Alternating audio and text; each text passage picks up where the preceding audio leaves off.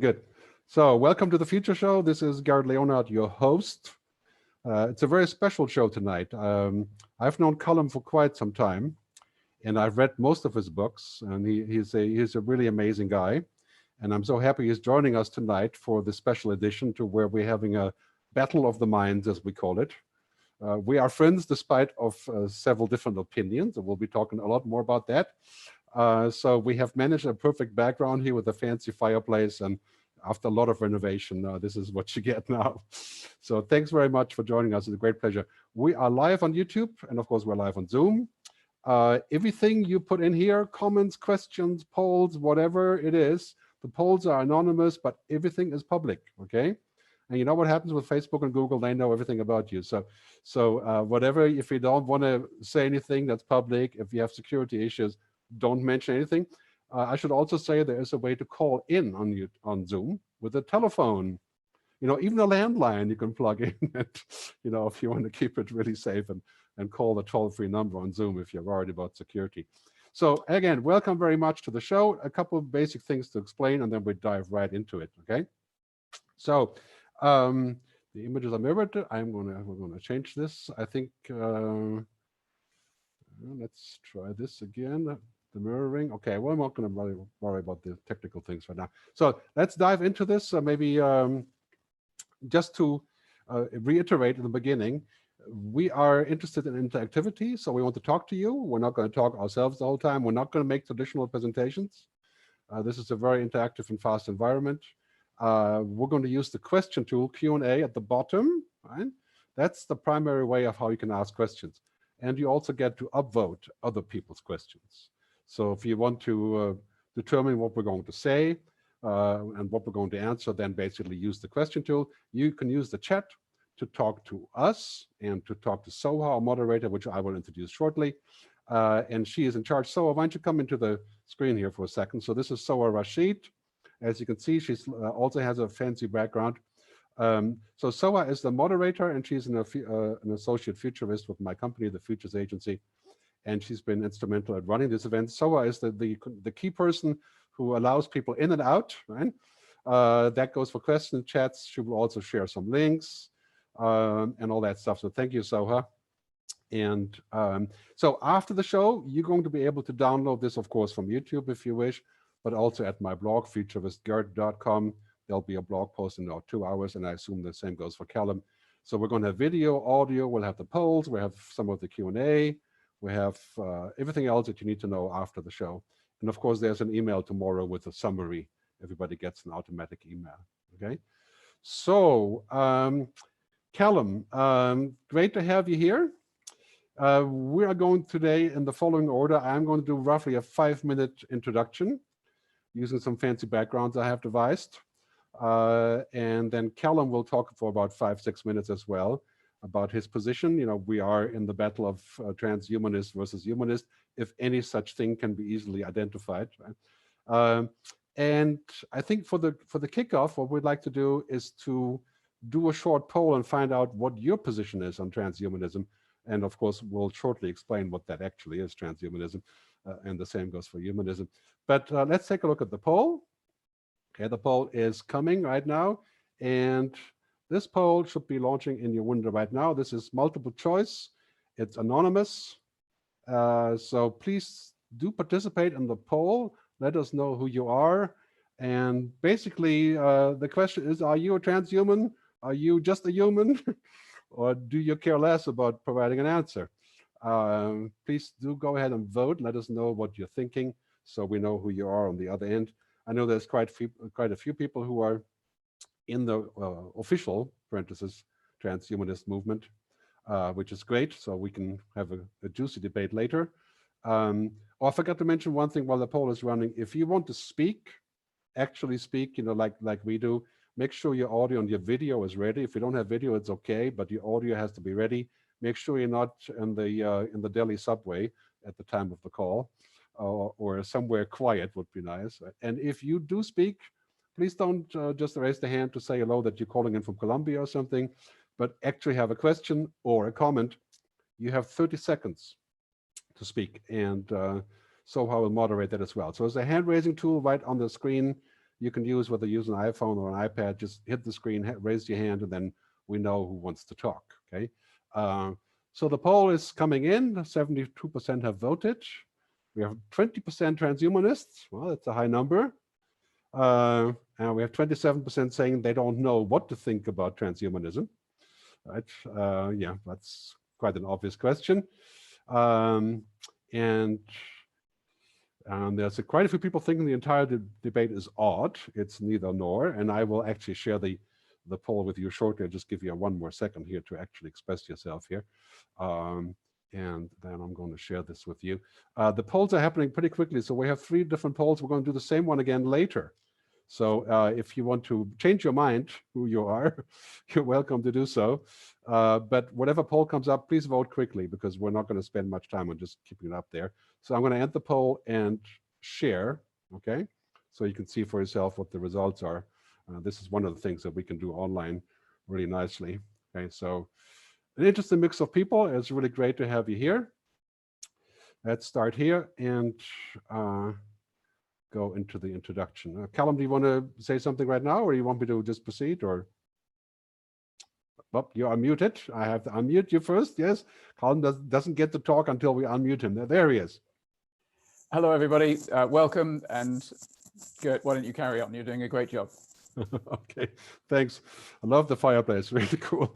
All right, so I want to start here, right? So basically, what I see happening these days is, we're living in this world that's surrounded by technology. And I call this the mega shifts and the, all the stuff that's around the big data, AI, and all these things. And just to define humanism, I think humanism really is all about the agency of human beings, right? The value and the agency of human beings, not in the sense of the Anthropocene, overdone it, right? But in the sense of personal freedom and progress and purpose. And this is, of course, Wikipedia. I know there's many things that are funny about Wikipedia, but what I see here is, I've talked about this many times in the last couple of weeks with the Corona crisis. I see sort of the great transformation of this time that we're in is a great transformation. And this is why it's perfect to have this debate about, how human are we and what's going to happen with all the technology that is essentially spinning around us and taking us in different directions. And so the other side of the equation, right, the idea of becoming superhuman, omnipresent, omnipotent, here's from Natasha Moore and her colleagues, I think from the 90s even, the Humanity Plus Declaration, right? So the inclusion of techniques that are able to assist memory, concentration, and all of those things basically becoming transcending humanity, transcending human limitations, as the picture shows. That's the flip side that Calum will talk about in person. But this is really what I see as the current challenge, right? We clearly are in a world where technology and humanity are overlapping. Hence my book, a couple of years ago, Technology versus Humanity. And we're increasingly collaborating, especially now. Technology clearly is the winner of the entire COVID-19 crisis. So I wonder where that's going, and I wonder about this in particular, the idea that part of what we are is data, right? It's, of course, biology. But how much of that do you think could be learned by a computer? How computable are we? This is one of the key questions I have. And if we are computable, how long will it take for us to be computed, so to speak? Right? And how Ray Kurzweil says 2050, right? The singularity, the overlap of man and machine, how is that going to go? And what are we going to gain? What are we going to lose? Big part of the discussion today.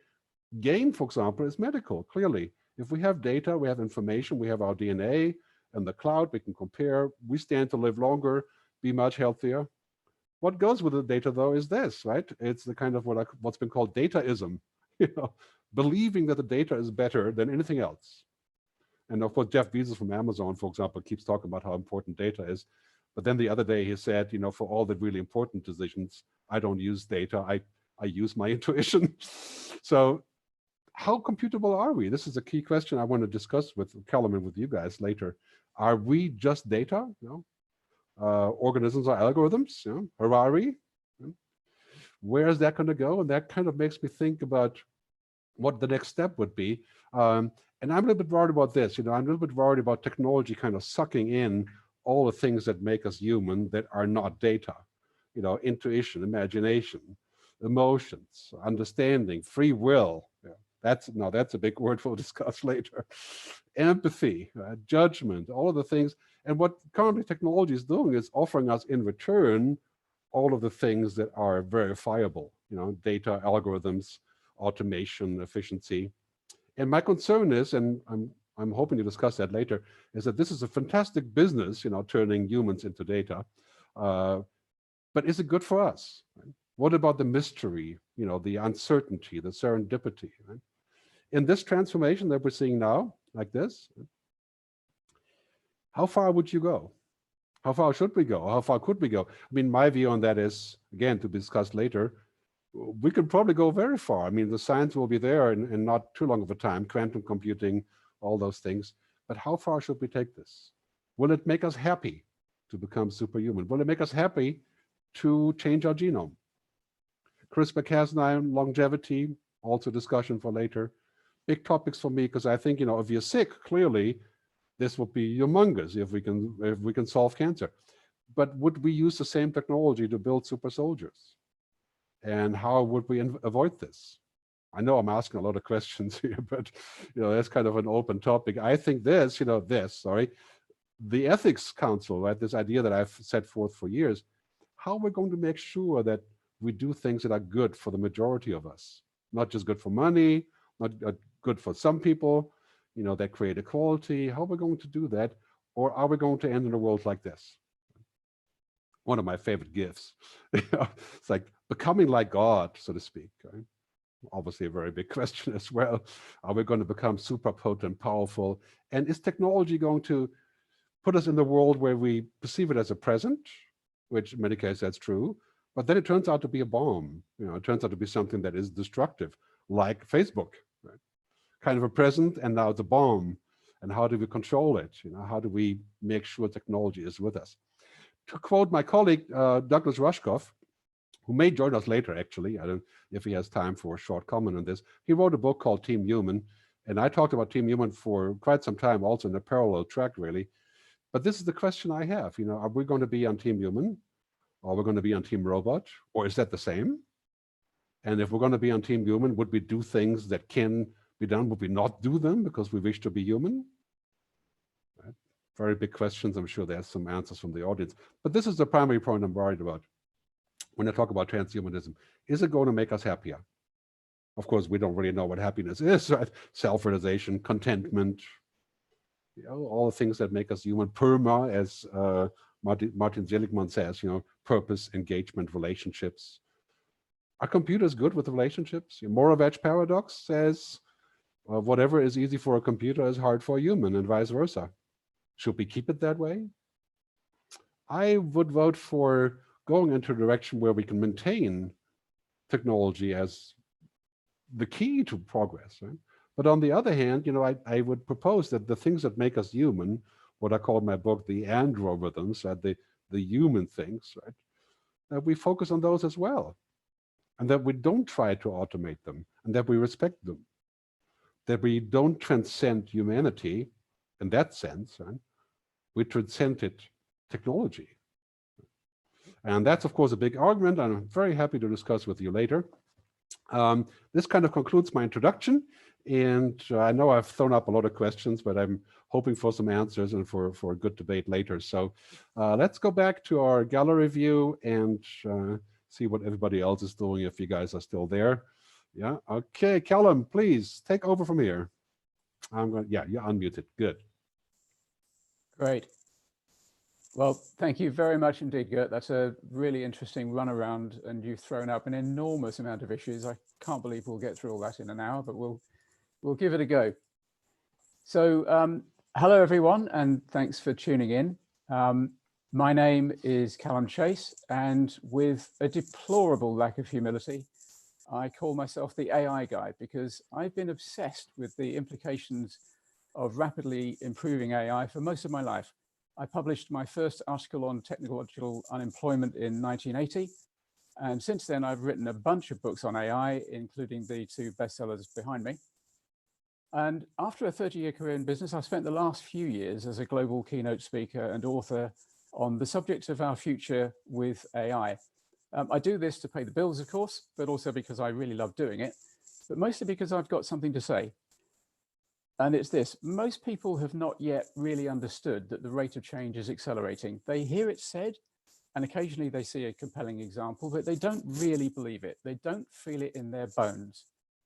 Now, the truth is our technology is improving at an exponential rate, and in the course of this century, it will change everything about the nature of being human. And I believe we should not be passive about this. We should prepare. I think this is the century of two singularities, and my two main books cover these in turn. The book, The Economic Singularity, does what it says on the tin. It covers the economic singularity. And this is what happens when machines become so advanced, so capable, that they can do pretty much anything that we humans can do for money. This won't happen for 2, probably 3 decades, but we should start to prepare for it now. And we should definitely prepare for the accelerating churn in the job market that will precede it. The other book, Surviving AI, is about the technological singularity, which is what happens when we create an artificial general intelligence, a machine which has all the cognitive abilities of an adult human. It quickly becomes a superintelligence, which is either the very best or the very worst thing ever to happen to humanity. Now, I've just finished drafting the 3rd edition of Surviving AI, and I'm going to give away some copies, some Kindle versions of it. So to the first 10 or maybe more people who send their emails into the address that Soha will be putting up, I'll send Mobi files of that 3rd edition. Now, Gerd and my topic today is transhumanism. I'm very happy to identify as a transhumanist, but I want to emphasize something up front. I am not a spokesperson for any transhumanist organization. I'm a member of H+, and I've had the privilege to get to know quite a few of the foundational figures of transhumanism, and I count some of them as friends. But I don't speak on their behalf or on behalf of the movement as a whole. I take transhumanism to mean the belief that we should transform the human condition by developing and making widely available sophisticated technologies to greatly enhance human intellect and physiology. During this century, technologies like AI, smart drugs, genetic manipulation, and nanotechnology will make it possible to improve the experience of being human astonishingly. And I think we should do this. Some people will not want to, and they probably shouldn't be forced to, but they should also not be empowered to stop those of us who do. The result, I think, is that we will stop being human, according to most sensible definitions of that word. We will be post-humans, and I think we should accept that and even welcome it. I'd say again, I'm pretty sure that's not what every transhumanist think, but it's what I think. And I think it's where Gerd and I disagree most strongly. I discussed this before with Gerd, and I love discussing it with him because he challenges my assumptions and conclusions strongly, and he's extremely good at disagreeing amiably. So I'm excited to be part of this discussion, and thank you again for tuning in. All right. Wow. You're starting it off with a hardball there. Okay. Stop being human, right? There's one concern I have about this discussion about who defines, that's one thing. And the other one is like, what if some of us are superhuman and other ones are not by choice, right? Wouldn't we by choice become second-rate humans, like in terms of work and employment? Wouldn't we have a disadvantage by not choosing to upgrade, right? And what would that do to us in terms of economics and in terms of everything else, right? I mean, imagine a time to where, you know, you can connect real time to Wikipedia or whatever it will be then, right? And you're a super smart speaker, and I'm still the lame guy that I am now, trying to look at my written notes. You know, that would put me at significant disadvantage. And so how do you feel about, you know, I don't think it can be either or. I think we can't just say you do whatever you want, I do whatever I want. You know, I think that will be difficult, and hence, I think we need some sort of counsel on finding at least some sort of mainstream. There'll always be people who are not in the mainstream, like cryonics right now is obviously not a mainstream, but people are doing it, right?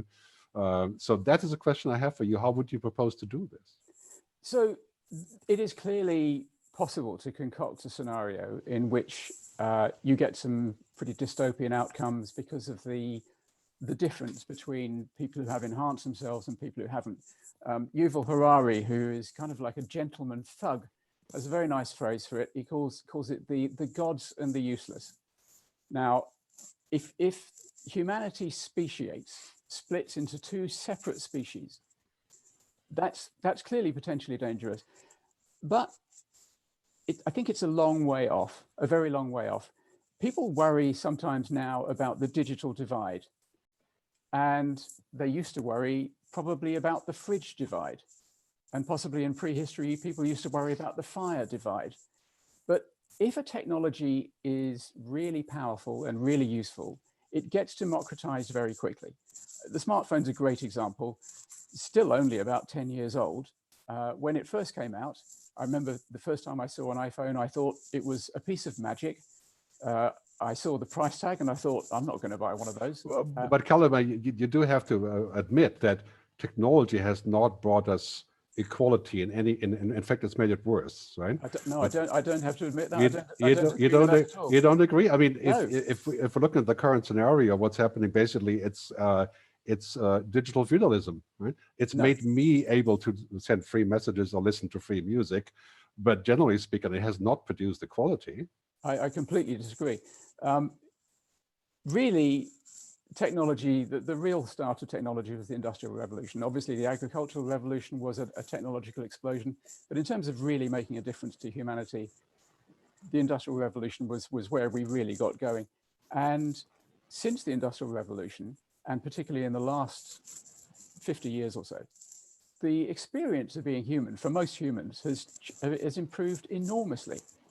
And a relatively poor person today in the West, certainly, and actually also a lot in developing economies, lives a better life than a king did 200, 300, 400 years ago. 400 years ago, we did have feudalism in a lot of the world.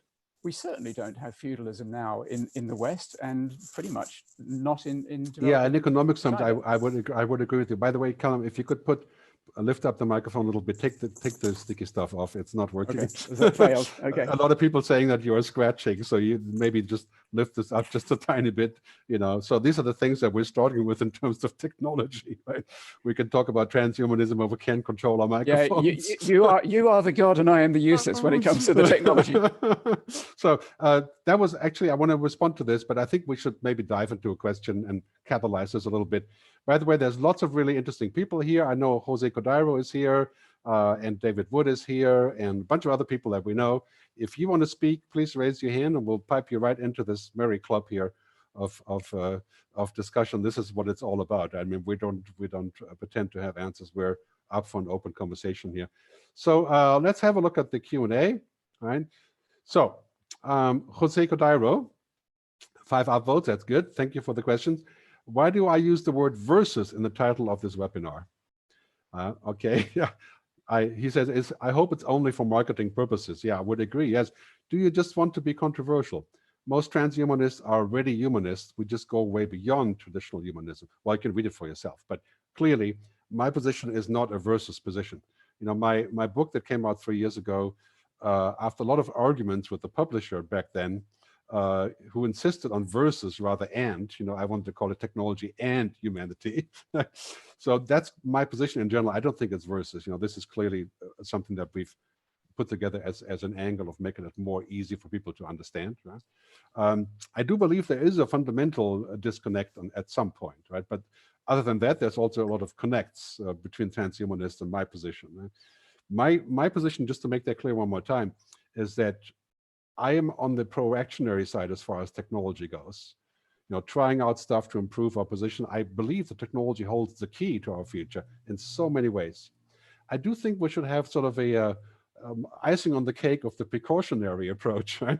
And say, well, there's some things that we should probably be more careful about, and that we should agree about as to what we want. I think it was Tim Cook who said a month ago, when he was speaking at the European Commission, he said, technology can do great things, but it does not want to do great things. It doesn't want anything. Right? And this is what worries me the most, right? Is that we don't have the right intent, and therefore we go wrong inadvertently, like we went wrong with Hiroshima or Nagasaki, a sort of fundamental event. And this is something I think we need to get on the same page. And I think there can always be people who are on a different page, just like we have today, right? But there has to be some sort of guidance as to what we want in the end, right? Do we want to become machines? Do we want to merge with technology? Do we want everybody to do that? Or do we just, what do you think, Calum? I actually do want to merge with technology. And I am much less interested in remaining human than I think you are. To me, being human is simply an animal thing. A human is an animal which can create more humans with other humans in the traditional way. And I don't think that's the important thing about me or you or anybody else. I think the important thing about us is our minds. If you think about what you could take away from yourself, you could clearly take away your hands, your feet, your legs, your arms. You could whittle away, and I'm sorry, this is a bit brutal, but you could whittle away, I think, all of your body. If you could be the apocryphal brain in a vat, I think you would still be you. But if you took your mind away, you would immediately not be you. Well, I fundamentally disagree with that. Excellent. I think many people in psychology have said that. For example, I think it was Daniel Kahneman who said, we don't think with our brain, we think with our body. I don't think that's right. The brain stem, the brain stem goes down the central nervous. Sorry, the central nervous system goes down to the spine some degree. You could argue that's an extension of the brain, but the brain is clearly the essential creator of a mind, and it's our minds that are the most important things. Now, if in the future it does become possible to upload our minds into computers, I think it probably will become possible. Who knows whether it's 100 years ahead, 50 years ahead, or 2,000 years ahead. But let's say at some point it happens. I would certainly want to do that because I think the possibility of life as an uploaded mind would be enormously greater than the possibilities inside this brain, which is limited to its 3.5 pounds of goop because of the width of a birth canal. So I would certainly welcome that expansion. And at that point, I don't actually think we would be human anymore. I think an uploaded mind is going to be post-human. And I would welcome that. I think it brings us to the key point of the discussion. Like this idea of, are humans data? Are we just like the machines? Are we algorithms? Just very fancy ones, so we don't really know how they work, but ultimately we are, right? And I would say that it could possibly be true. Right? I think it's far away from us actually realizing what that algorithm would entail at the current speed of things, right? But I think in the long run, the question is really not so much about what we can be, what we want to be. Do we want to carve out a special position, and are we entitled to it? I mean, many people would say, no, not at all, because we fucked everything up, right? So we're not actually doing much good. But my argument is, we clearly have to find a way that we agree on 95% of it rather than 2%, because then we could have an arms race, right? I mean, we have an arms race in so many ways already on AI. Right? And what would happen if this was subject to budgets? If this was subject to like longevity, right? You get to live 120 because you're making lots of money with speaking gigs, like as do I.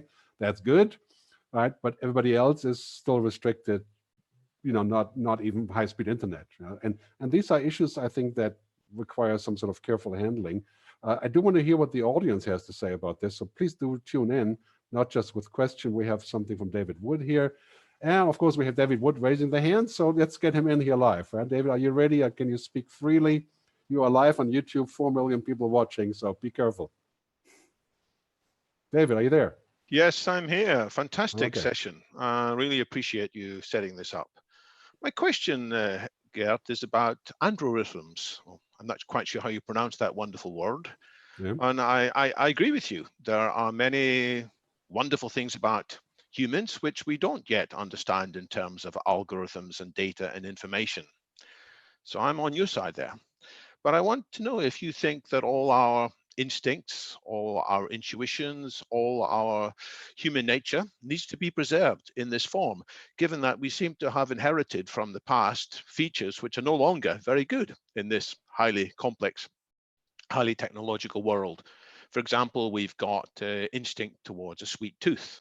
That made sense in old times, but it doesn't make so much sense today. We had an instinct towards xenophobia, being fearful of people who are different from us. That probably made sense in old times, but it's actually quite destructive today.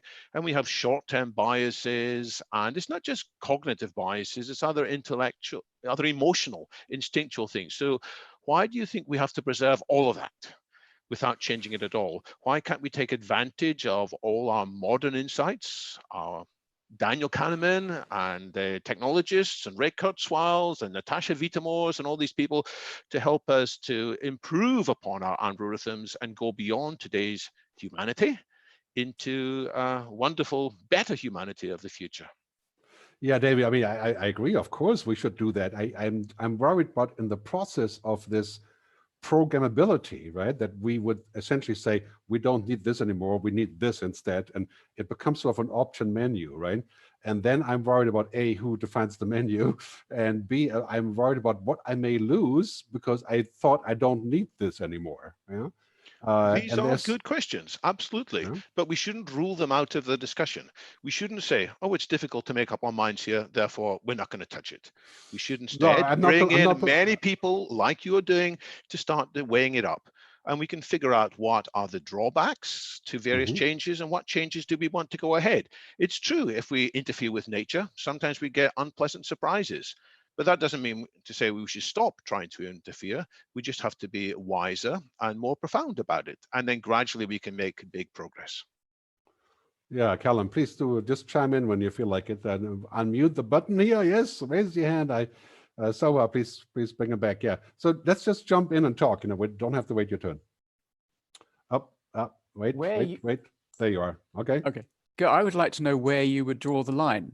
I mean, you've talked about it being unacceptable to you for people to be born outside the human body, for instance. And would you draw the line at, say, doubling the intellect of a human? Would you regard that as being a step too far? Or how about multiplying the intellect of a human by 1,000 times? Where would you draw the line? I'm interested to see what the boundaries of your humanity are. Yeah, very good. You put me on the spot here. Thank you.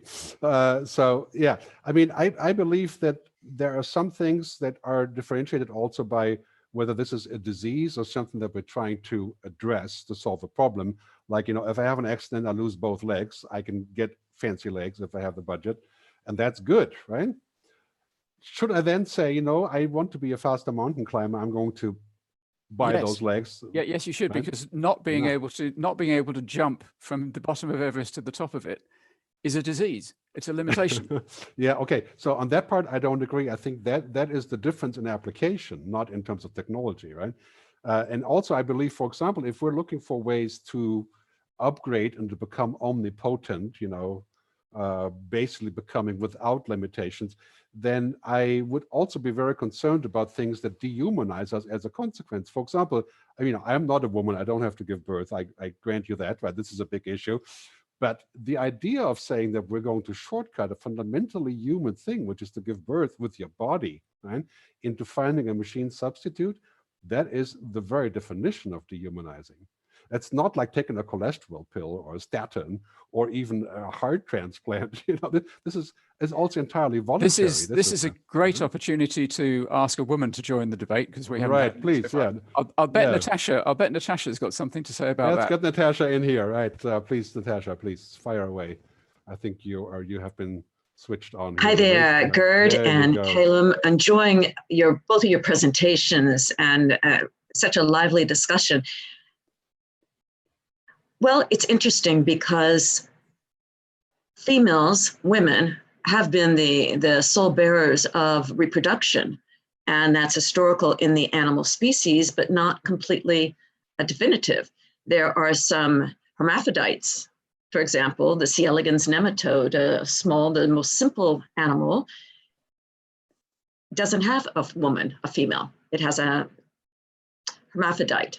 So if if we say that it's a woman's position, or it's been the woman's role historically in our animal species to reproduce, is that a good thing? And when we take a look at the number of births, the high death rate of births over history, and the circumstances of infertility, which has grown exponentially over the past decades when people want to have birth, it becomes more than a female or woman's issue, it becomes a species issue. And when we're thinking about population decline, which is trending, Japan, other countries are recognizing this, and looking at pandemics, then the issue of sustaining our species and reproduction becomes a species issue and not a woman's issue. Thank you. Yeah, Natasha, I agree with you on that, except for I would say you're arguing completely rationally now, like a scientist, which is good. But I mean, what about the flip side of things, right? I mean, what if I weren't arguing the flip about side. numbers, Okay, right? I'll take off my scientist hat and put on my woman hat. Yeah. I lost a baby in pregnancy. I almost Sorry lost to my hear that. life. So I've known the horrors of that, and the sadness, the deep pain and anguish of it. There was something in the news recently, and this ties into the broader scope of the discussion. And it was an announcement in the news that said there's so many women who are healthcare givers internationally, when you look at the stats between the males and the females, who are on the front line, outside the police and the fire departments largely, but in the medical healthcare industry, the percentages are more female than male. And the question in the news was, is this a correlation or causation? So I thought about it and I thought, for God's sake, heavens no, it's not a causation. Just because people have COVID-19 doesn't mean all of a sudden women are going to go, okay, let me be entrepreneurs of health. No, it's innate in the woman's psychology. And this lends itself to your understanding of the human animal, Gerd, and the humanist in being a humanist. And also to Calum in looking at wanting to shed maybe this animal veneer and allow the quality of the human brain and consciousness and thinking modalities take us to other areas that we haven't been before. It is exciting, but finding that correlation, I think, is more important than the causation, because with the causation, you can go down a rabbit hole and get in a loop that is not effective.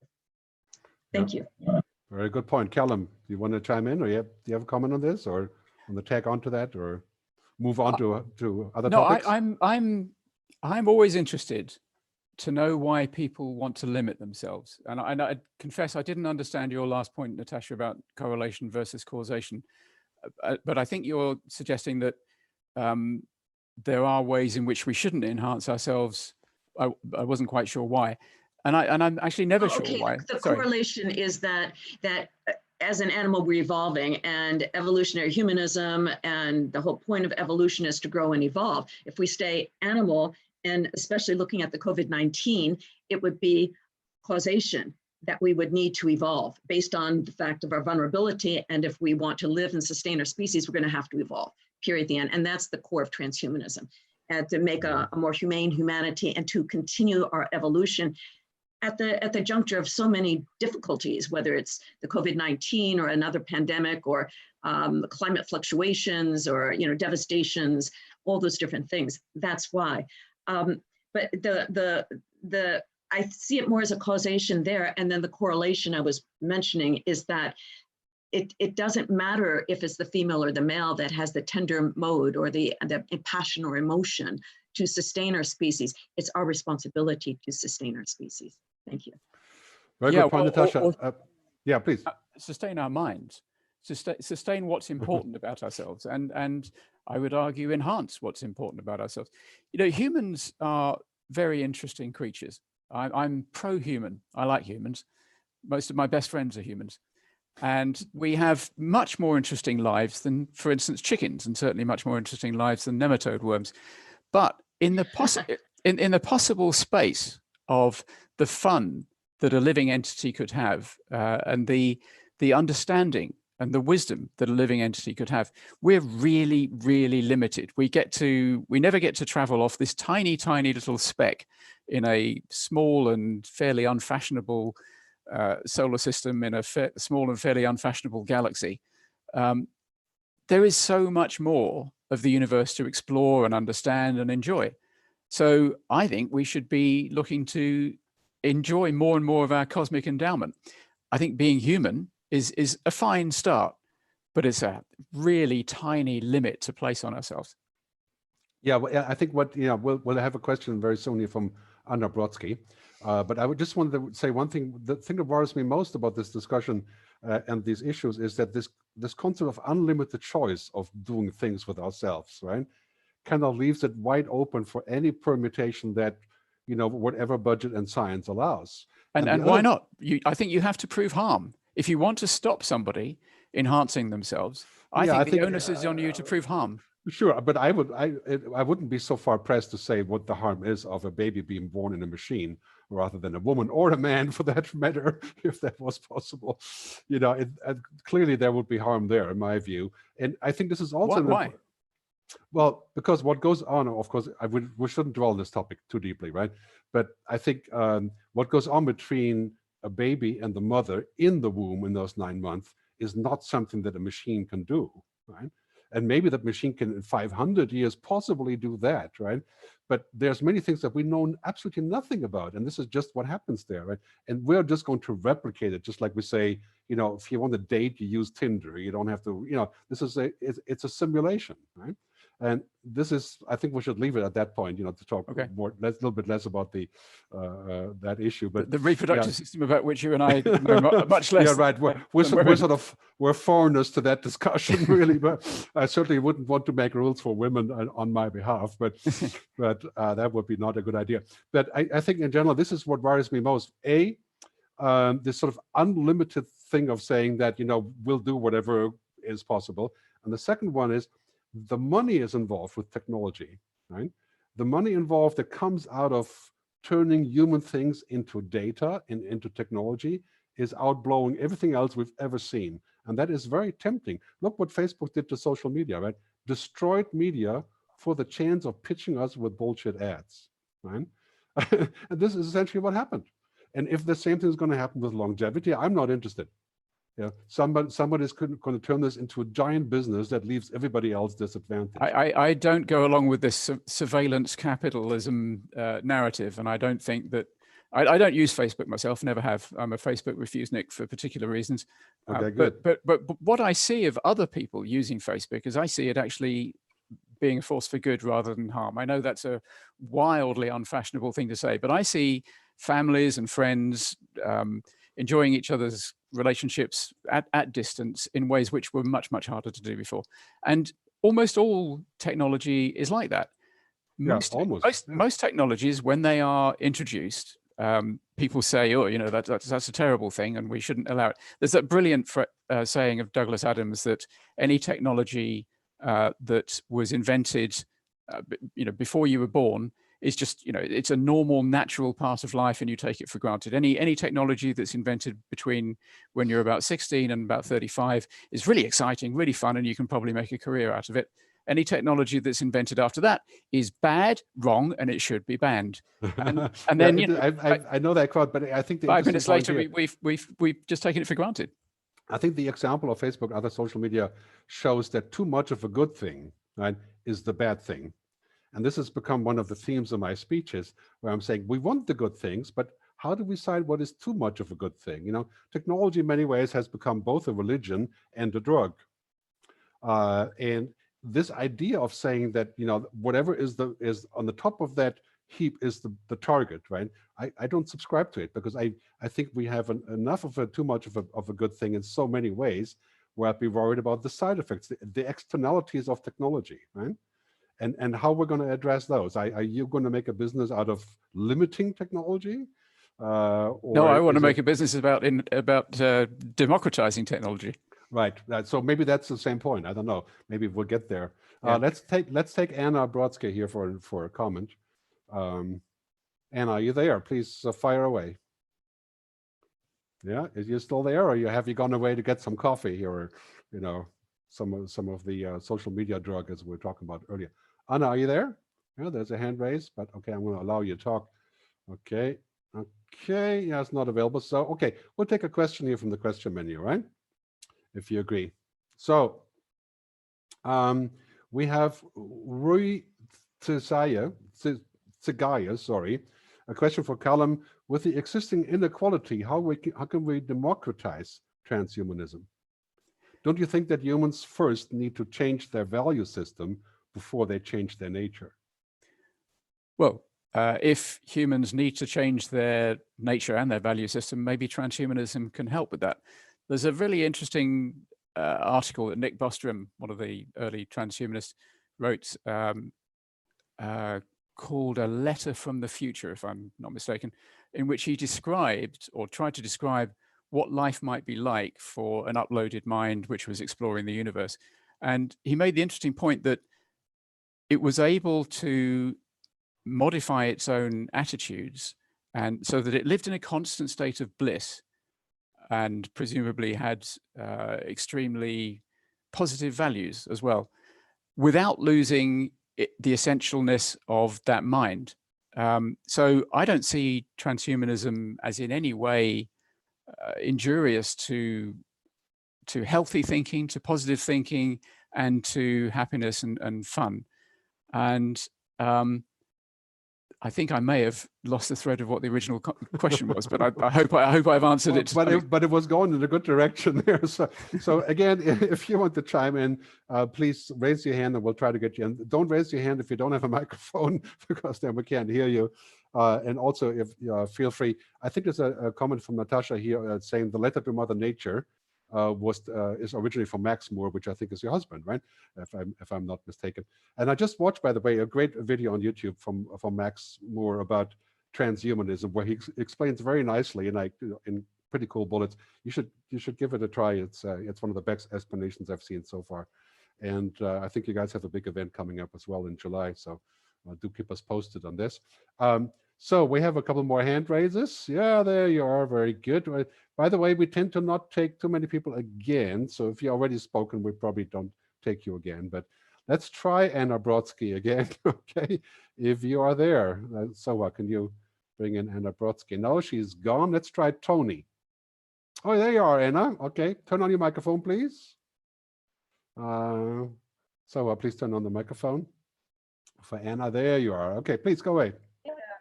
Hi. We can hear you. Hi. So I asked a question as well in the Q&A, but I actually have some comments on what you've already said. Would you prefer me to read out my question or make my Just ask comments one in the simple chat? question or one comment. You have 30 seconds, please. 30 seconds. Okay. And I will go for, okay, I have my comment, which is I think that technology facilitates equality. Privatization co-ops technology to fuel the divide between the rich and the poor.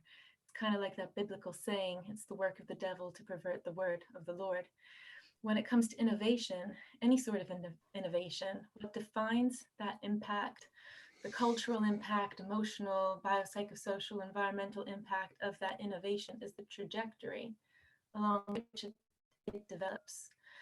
Transhumanism occurring along a non-violent trajectory, for example, would facilitate attachments and connections. It could be a beautiful thing. Transhumanism occurring within access equality could see the ascension of our species into something, to use the Italian word, oltre. It's one of those nice European words, which is a combination of beyond and above. And transhumanism occurring along a violent trajectory, like your point about Facebook and capitalism, would facilitate inequality and competition. It could be a nightmare, high-tech torture and war. We could destroy ourselves. Yeah, I mean, Anna, I agree on many things you're saying. I think basically technology, as William Gibson has said, technology is morally neutral until we use it, right? And this is the challenge, right? So that's what I want to present as my humanist challenge. I'm worried about that. I'm not worried about technology per se. You know, I'm worried about how we use it. And we see many examples around us where we didn't use it very wisely. And certainly American-style internet capitalism hasn't brought equality, is my view. If you look at the US, there's 6 cities in the US that have gained all the workers and the money from the internet and technology boom. Everybody else does not have it. And what happens in America now, you know, people are getting fired. They're certainly not getting the benefit of technology. The opposite is true, really. So in that view, I would argue that we haven't really done the best we can do to make it morally more compelling, right? This whole discussion I agree. about. I think Right? perhaps then the conversation is less about technology and more about economics, more about whether we have an economic system which is geared towards equity, towards access equality, or whether we have an economic system which is geared towards funneling resource access from the poor to the very rich. And very good point, Anna. Let's switch and have Calum respond to this, and then we're going to get the next question. Thank you very much for the contribution. So Anna has very helpfully reminded, as well as asking a great question, she's also very helpfully reminded us of what the previous question was aiming at, which is whether technology is necessarily a driver of inequality. And I would argue, and I think this is the point Anna was making, that it actually tends to drive equality. If you look back a few hundred years, there were a very small number of people who had reasonable lives, and most people had really horrible lives. You know, you had better than even chance of dying before you were 5 years old. You would have all sorts of diseases and rotten teeth by the time you were 20. There was a ton of violence around all the time, and you know, the levels of inequality were absolutely staggering. Slavery was the norm, not a rarity. Now, there's lots of parts of the world where people still have a miserable time, but for most of the world, a lot of the really terrible problems which have plagued humanity for most of our history have been at least diluted and often conquered. And that's because of technology. It's because we're able to grow a lot more food now. It's because we're able to clothe ourselves and house ourselves much more effectively. Now, I don't see any reason why more and more technology won't continue to do that. I think it will drive. Well, here's my argument. I agree with you on this, but clearly, because we're on the exponential curve, right? What is true in the beginning of the curve does not have to be true when we go up the curve, because the impact is much larger. Right? So a technology like the steam engine or a railway, or even the internet itself, it has increased that curve, but now we're at the curve to where almost everything we have imagined will become possible, right? And therefore, I think different rules apply there, because the magnitude is much more existential. I mean, it's one thing to take a cholesterol pill or whatever 300 million people are taking, and it's another thing is to go inside and change your genome so you will not have high blood pressure. Yeah? So on the exponential scale, I think it's much more existential and much larger. The whole decision making is larger, and this is why I say it's kind of apples and oranges, Well, a world in which people can use CRISPR-Cas9 and subsequent technologies to improve their genome is a world where we will have less disease, and there's probably no greater form of inequality than the inequality between the healthy and people who have crippling diseases. It doesn't get much worse than that. As long as we stay with diseases, but if we use the technology, like William Gibson says, in other ways that is not to address diseases, which is, of course, above all, clearly good, right? But super soldiers, right? Longevity for sale. We haven't talked about longevity. Well, we're definitely going to go there. We should talk about longevity. Yeah. Okay. So Gerd, let me ask you, as a non-transhumanist, how old do you want to be when you die? That's a good question. I have a poll for that coming up. Right? My answer on that would be, I think getting old in a good way. I would propose that living longer would be in principle good. Unlimited, of course, that's an illusion anyway. Why is that an illusion? Well, I think, let's say on the next sort of horizon of the next 20 or 30 years, this is not we're talking about extension rather than unlimiting. I don't think we'll get terribly far towards transhumanism in the next 20 years. I think transhumanism really kicks in beyond that, probably. Yeah, after the singularity curve comes in, basically, right? But that question to me is difficult to say. I think, would I want to die just because I would have to die? I don't know. That's a good one. I have to think about that. I think if you're prepared to say that you want to die when you get bored, rather than when what Darwin has given us, or nature, if you prefer, then I think you're already a transhuman. I think you've argued yourself into being a transhuman. Congratulations. Okay, I got to go now. Bye-bye. All right, this is a good time for the poll. Thanks for pointing this out, right? So here's a poll for all of you guys out there. Don't fall asleep at the wheel here, or at your Zoom control or your remote bar stool. So we have a second poll coming up. At what age would you like to die? Now, this is a bizarre question. I know it is, but it's a question I think that is pertinent to the discussion. And we're going to discuss longevity right after that, I would propose, and maybe also take some questions. So please vote, right? Hypothetically, at what age would it be okay with you to die, assuming you will have great health? Gerd, you've clearly fixed this because you've made it impossible for me to vote. I bet you've made it impossible for all the transhumanists to vote. That's it's right. Rigged. There's only one vote. That's my button here, right? This is the Swiss democracy style, right? Just kidding. So yeah, please do vote, all of you. We're going to do this fairly quickly. The longevity question is a big one, and as I'm working on my day-to-day stuff, which is now totally disrupted by this whole virus post-corona debate, this question pops up left and right. It popped up 4 years ago when I was writing my book about technology and humanity, and I was asking myself those very questions. And I'm thankful for Calum and many others of you to prod me along in this discussion, to think further and to be open to this conversation, which has been a very good thing. It's funny to see, I think, how this discussion about technology and humanity has gone a little bit in the background now with all the current affairs, but I think it will come back in a very big way after this. Right? This is, for me, this is really the #1 topic. Right? It's a topic about what we want to be, what we can be, what we should be, right, and what we would agree to be. Right? And you can see that reflection right now in the current discussion about, of course, how we address the virus. So I'm going to close the poll. Please keep voting fast, okay? I think right now we have a lot of people saying, when I get bored. Well, that's obviously an answer. That's the right answer. Yeah. Okay, I'm going to end the poll and go public with this. Okay, please, you can have 2 more chances to vote here. We're going to publish the poll on the website. Okay, so end the poll and share the results. These are the results. So yeah, this was the low-hanging offer, right? When I get bored, right?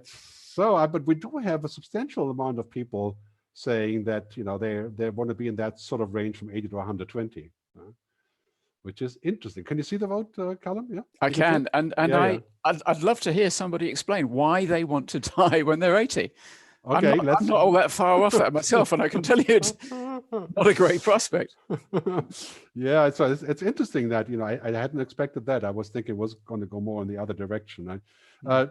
If you have a comment on longevity on this very discussion, we have 4 raised hands, and David will have to wait a little bit because you were there already. Although actually we didn't answer David's question, which is very rude of us. Okay, let's go back to that in a second. Okay, we still have all the whole night here, right? So Tony, are you ready to chime in or address a question? Yeah, please, Tony. Fire away. Can you hear me? Yep. Yeah. This is the question of the internet. Can you hear me? Okay, go ahead. Thanks very much for giving me a chance to speak. I start with the premise that probably we all agree that we cannot stop AI anymore. It has just happened. The genie is out of the bottle. And the only way that it could perhaps be stopped is to eliminate civilization, if not the humans. So AI is there. It's a natural progression, an exponential development, speed of development of AI that will lead almost naturally to post-humans. I would rather use post-humans than transhumans. And I agree with almost everything what Calum has said. But my heart is with Gerd. On the other hand, what Gerd is saying, what you are saying, can be married with the Calum's view. I don't see any impossibility for a high level, say, super intelligence not delivering the goodies. It will happen. But talking about transhumans and what Gerd was saying, that it would make people perhaps unequal, that is not my worry. First of all, I think that the primitive transhumans, and by primitive I mean with extended memory and processing, will happen within the next few years, say within this decade. And the danger is not that we will be unequal. The danger that we will have some truly superhumans in terms of their capability to make decision, the speed of decision, and the clarity and the length of projection unparalleled to any humans. And think about Mr. Putin or Xi Jinping having clandestinely implanted that kind of chips in their brain. And that is the unfortunate aspect of transhumanism that we have to deal with. So overall, Tony? I think it is an excellent discussion, and I just continue to stay with it. Thank you. Okay, thanks for your comment, Tony. This kind of reminds me when we talk about AI, and feel free to chime in on this, Calum. I've recently been reading Stuart Russell's new book, which is amazing, right? It's called Computable. Human compatible. Human compatible, right? It's such a good book. I forget the title when you read it on the Kindle. And there's a main theory in the book, which I like a lot, in that he says that AI at this point hasn't really understood or learned the objective of what it is supposed to be doing, right? So it has all of the facts and the obvious things and the binary part, right? But the objective between humans is always implicit in so many ways, right? And this is the thing I'm concerned about when I look at AI at being, appraised as the panacea, right? Is that it doesn't understand the objective as well as every single person would immediately understand, right? He quotes an example of saying to the AI or a robot, "Go get me coffee." And the robot may not know the objective, which is you would like coffee, but no, if possible, right? Not to kill everybody at Starbucks to get the coffee quicker, right? And this is the kind of thing that's happening with AI today. And I feel like it's heading in this direction where that's becoming like the solution, but it really isn't. So the main point of Stuart's book is to say that what AI developers should do is to make sure that their systems are always uncertain about what the goal is. They always have a level of uncertainty, so they have to keep checking back with the humans to find out what the goal is. So that robot that goes off to look for coffee, it realizes, okay, so there's 3 people in the queue in front of me, and if I wait for that queue to disappear, my goal will be impeded because the coffee will be late. I think I'll kill the 3 humans. But before I do that, I'm just going to check with my owner or my programmer is the wrong word, the developer, because that might not be part of what they want. And then it does check, and the developer says, yeah, you're quite right, that wasn't what we wanted. So that's his approach. I think it's called inverse reinforcement learning. It's a brilliant idea, and I suspect he's onto something very, very important. It's very similar to an idea that Eliezer Yudkowsky has called coherent extrapolated volition. Right. Now, the idea that AI is the answer to all problems is, until we get to superintelligence, certainly, it's obviously nonsense. It's just a technology, like all other technologies. It can be incredibly useful, and almost certainly will be more useful than it is harmful. But nobody thinks it is the panacea and answer to all problems at the moment. I think AI for me is a great example for what I call IA, intelligent assistance. That's largely beneficial, except for maybe some implications on jobs, but it's essentially fancy software that learns and can do all these things. That's what we have today. When we get to the next level, AI of becoming more broad, right? And then eventually AGI or ASI, right? This is where I would say at some point it's too much of a good thing, which would lead me to worry about that objective being lost, like you said, not checking back with us or checking for the real purpose, right?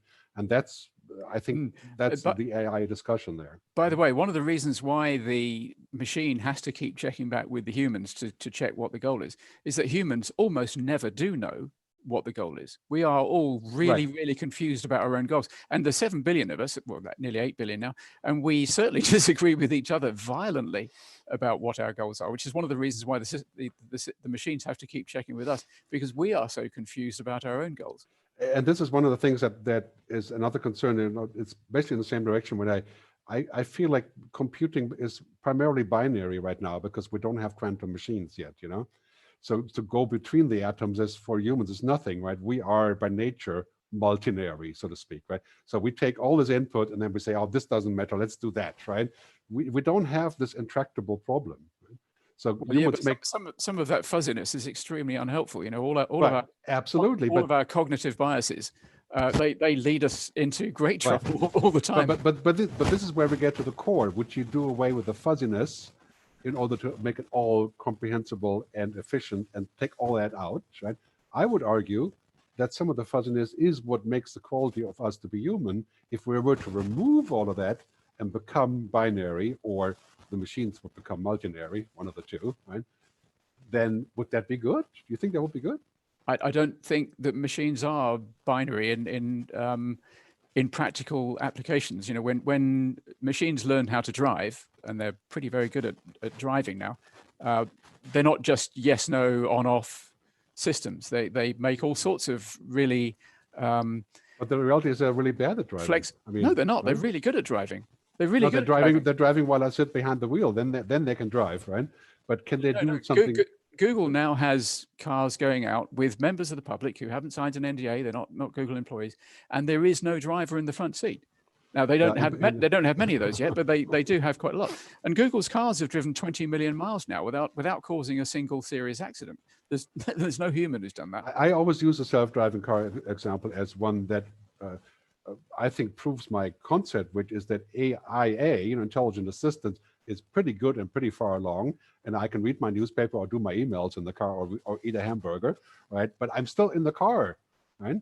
And until that happens, where I'm actually in the back seat and I do nothing, that is a giant leap. Level 5 autonomous driving, right? Well, level 4, level 5 means that the car can drive in all circumstances and in all geographies. Level 4 we don't need that put together now. Level 4 is fine.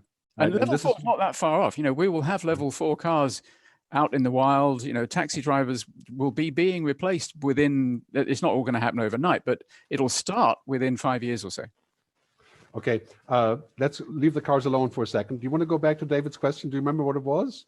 Or it was to you, so I'll leave you to answer it. Okay, what was it?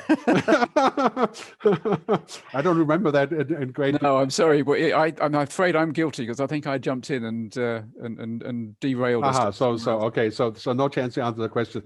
Let's hop to longevity quickly, and then we'll take some more questions. Okay, just for information, we have about 10 minutes left.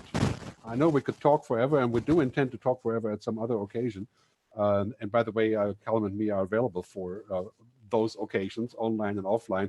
If we should ever be able to travel again, we'd be happy to come and put our feet into a virtual fireplace. But longevity, do you want to start with that? Do you have a statement on this? What is your position on this? Personally, I want to carry on living until I get bored. I think that's the right answer to that question. And what I'm always interested in is why people don't want that. I find it incomprehensible that somebody would want to set an arbitrary age at which point they have to die because of some strange reason like evolution or God or Mother Nature or something. I couldn't agree with you more, but I think I disagree on the means of getting there and on the concept of that. I mean, if you're looking at companies like Human Longevity Inc. and 50 others like this in Silicon Valley, right? It's the business of longevity. Right? It is clearly the biggest possible business, if it works, obviously, right? And you say technology democratizes sooner or later by itself, and I really haven't seen that very much, and I doubt that will happen here, given the magnitude of undertaking. When we talk about, I mean, you can go to HLI and you can have your biome and your biosphere and all of that scanned for $11,000, right? And I think that would be really interesting.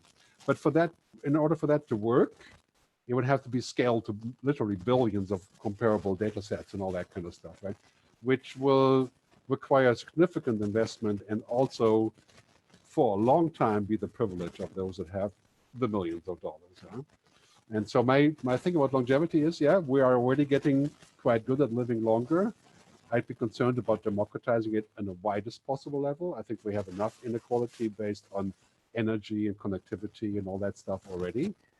As we can see now, I don't think we're going to go from one day in which you know most of us die at 100 to the next day when very rich people can live forever and the rest of us still die at 100, and then it takes 100 years to catch up, and then suddenly everybody else can live forever. Mm-hmm. It's going to be gradual. So, and I'll bet that for a while rich people will live longer than poor people, because guess what? That already happens, and it always has happened. But as time goes on, all of us will get a chance to live for longer and longer. The wealthiest, the most privileged people in society will probably always be ahead of the curve. But in a sense, that also they are guinea pigs. You know, the one thing we know about when a new technology comes out, very rich people get a version of it which doesn't work very well, and they are the guinea pigs. And then after they've bought their diamond encrusted version of it and paid for a lot of R&D, it democratizes and comes to the rest of us reasonably quickly, as it has with smartphones. I have high hopes for this. I think if we were to touch on that topic in terms of making it more accessible for people to live longer, it would have to be democratized by decree in some way, right? No, it'll be democratized by competition, Gerd. Competition. Yeah, I don't believe in the invisible hand and all that stuff. You know, this is, I mean, we can clearly see. It's what's made this affordable. It's what's made every prior technology affordable. Right. I don't see why it's not going to happen again. It is also, unfortunately, what has caused America the descent in chaos, the invisible hand of the market, right? Which basically shoveled the money in one corner and let everybody else just suffer for it. So I think that invisible hand concept, I don't agree with that at all. I think if we're going to have a sustainable capitalism, right, that would be a requirement for the longevity thing to work for me. And personally, I think if we can ever solve those issues like cancer, genetic engineering, you know, we can use that. It needs to be a public property of a sort, right? And that is a subject to an entirely different discussion. But okay, that was a good touch. Let's go back here. Do we have comments on this, on longevity? Yeah, any comment on longevity? Dave, you want to get David back in? We didn't answer his question, so let's take David back in. Okay, now you get to speak again, David. So yeah, please. Are you there? It says I've just been muted. All right, let's try again. Now you're there. You're back. Fine. So the most important point to make is that transhumanists vary in their views about capitalism and to their views about to what extent we should just let the free market to do its own will, and to what extent there should be intervention in the free market. There is the libertarian wing, which tends to say, no, let's just follow what entrepreneurs and capitalists want to do. And there's a techno-progressive wing that says, actually, some intervention is very important. And I wouldn't want anybody to go away from this thinking that all transhumanists are great fans of the invisible hand. Personally, I think the greatest invention of the last century is probably the mixed market economy, where we get capitalism doing incredibly wonderful things. And when it fails, as it does occasionally, there is such a thing as market failures, when there is monopolies or failure to take into account externalities, then we need democratic oversight. There are, of course, democratic failures and political failures too, so it's complicated, but I wouldn't want everybody to think that transhumanists are single-minded in terms of politics. In terms of longevity, I see some comments in the chat saying that we'll never solve longevity. People wanted to solve it all through history. They always failed. It was exactly the same with powered flight. For most of history, people thought it's just a naive fantasy. And they had stories like Daedalus and Icarus, which wanted to show that it was a foolish thing. But you get into your maximum here, David. Again? You get into your maximum of speaking time here. Well, there's a lot of important points to be made. I know, but we have the ability to overcome gravity with sufficient engineering. We will also overcome the pools of entropy with human nature too. That's what life is, and we will copy what many other animal species have done. Some animal species don't age. We humans can copy from that with our ingenuity. There is plenty of space on this earth for many more people. The insight of economists such as Andrew McAfee is that we are now achieving, on the whole, more from less, and we can do more from less. Over time, we can make a much better use of this planet. We can have many more people on this planet, and it's for everyone. It's not for the elite. We must ensure by the free market and also by political democracy that everybody benefits, and it will be wonderful when we can achieve it.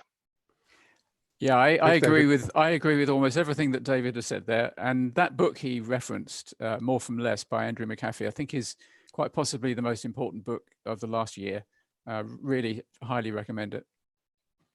Great. So I want to jump to a question here that has been popping around here for a while. Anonymous attendee. So he says, my prejudice is this: most transhumanists dream male fantasies. That implies a desire for inequality. Nietzsche's Überman is always involved. So how is it different to the dream of a super race? I think that's Transhumanist. Yeah. I think that's just rubbish. I'm sorry. Okay, good. There are women transhumanists here as well. Why is this a male fantasy? I think that's pejorative rubbish. Thank you. It got 6 upvotes, but I agree it's rubbish. Let's move on. Okay, so we have another comment here. Yes. Okay, biohacking. Alexandra, thanks for the comment. So interested to hear our views about biohacking. Calum, now jump right in there with. Okay, I'm for it. I think we should do more of it. Seriously, I think, you know, any means at our disposal to improve our cognitive and physical abilities is a good thing, unless we can demonstrate harm. So if I think we can demonstrate plenty of harm with biohacking, right? Biohacking ourselves or biohacking other people? Both. Oh, well, I should not have the right to biohack you, but I should have the right to biohack myself, I think. I tend to agree on that one. I think that is, the problem is, you know, with the border between biohacking and what you do on the genetic level, on the germline, right, is very often confused. So biohacking being technology-wise and the other one being on the germline of every person, or rather you, and then by extension, everybody else. And that is a big question I have. You know, when this happened last year with the CRISPR-Cas9 operation in China, right, brought up this point to a very large degree. You know, so how exactly do we decide, and how exactly do we come up with a dividing line? Biohacking, putting a chip on my arm or whatever, those are things that I think it's kind of like fashion, right? So if you're going to be like Neil Harbison, or I think Neil that has the antenna, right? Yeah. I don't understand, but hey, you know, it's just a little bit, okay, that's your own liberty. Where it crosses into other people's liberty, then I would be concerned about, especially when it's about upgrading versus downgrading, right? And I think this is a big discussion that we haven't really solved, you know, how the upgrading versus downgrading versus comparison. You know, it's already, the divide is already there in terms of being mobile, being connected, being on Zoom or not being on Zoom, or working from home, not working from home, you know, how we can balance those things. We have another poll for you, and then I think we're going to wrap up very soon. Before we do that, Calum, would you tell people where they can find out more about you and your fabulous work? Sure. So I have a website, www.pandorasbrain.com, pandoras-brain.com, where you can find my books, my talks, and I blog fairly regularly there. And I've got Twitteria, so I'm on Twitter quite often at CC Calum. Great. Yeah. So we are both members of the Futures Agency, which is my company that works with futurists around the world. We have many people with opposing views, and we have lately specialized on bringing those together in packages of discussion. So it's the futuresagency.com. My website is futurewithgerd.com, G-E-R-D, like gastrointestinal reflux disease, the same, but hopefully better. My book is Technology versus Humanity, techvshuman.com. It's available now in 14 languages. And again, everything is going to go online in roughly about 2 hours. Don't go away yet, because we still have a bit of a wrap up to do here. And by the way, this was kind of the first test for something that we're doing in the future called the Future Show, which involves exactly this kind of conversation. So not so much a talking heads conference style, but you know, a very lively personal conversation. So this serves a bit as a blueprint of this. Let's go back to the first poll, shall we? Or do you want to do the last one? Let's go back to the first one. The transhumanist question. So you get the chance to say that again to see if there's going to be a difference, if we've changed your mind. Don't worry about you know, having to change your mind. Please just kind of vote if there's more transhumanists now, or if there's more clarity about this. I'm afraid there are many, many questions. I made a list the other day because I'm working on an idea for a book for next year, and I put it on the wall saying all the things having to do with transhumanism and this man-machine convergence, and the list just literally went down all the way to the floor. You know, and I'm like, okay, I don't think I'm going to answer that question anytime soon, but I'm happy for all of you guys to help me with this. to see if we can reach some point of. My view is this: in the next 10 years, we're going to come to conclusion on many of those key issues that have been poking around for quite some time, and the technology really hasn't afforded us. But the major thing for me is quantum computing, right? When quantum computing arrives, we're entering a whole different realm of possibilities for this convergence of humans and machines, right? I think Calum would agree on this. And then the question is, that computing power, 1,000,000x available to everyone, and that's not even a decade away, I don't think. Right? What does that mean for this discussion, right? We don't really have the fuel for, making humans computable today. Yeah, right? We're trying, right? If the exponential growth in the improvement of compute power continues, then the machines we have in 10 years' time will be about 120 odd times more powerful than ones we have today. In 20 years' time, they'll be 8,000 times more powerful. In 30 years' time, they'll be 1,000,000 times more powerful. And Moore's law does look like it's continuing. It's evolving. It's taking different forms, neurological chips and probably 3D chips and quantum computing and so on. So in 30 years or so, we'll have machines which are 1,000,000 times more powerful than today. That's going to have a huge impact. It's going to change everything about the nature of being human. So here's some shared stuff.